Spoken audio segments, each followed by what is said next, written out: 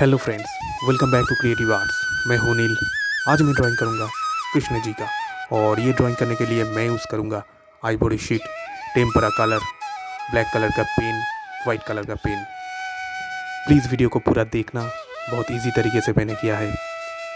अगर ये वीडियो आपको अच्छा लगे तो लाइक देना और सब्सक्राइब करना मेरा चैनल को। मैं इसी तरीके का ड्राइंग वीक में 2-3 अपलोड करने का कोशिश करता ही रहता हूँ, इसलिए बोल रहा हूँ मेरा चैनल को प्लीज़ सब्सक्राइब करना और कमेंट करके बताना कैसा लगा ये ड्राइंग, और आप कौन सा तरीके का ड्राइंग देखना चाहते हैं मुझे कमेंट करके बता सकते हैं। चलो ड्राइंग स्टार्ट करते हैं।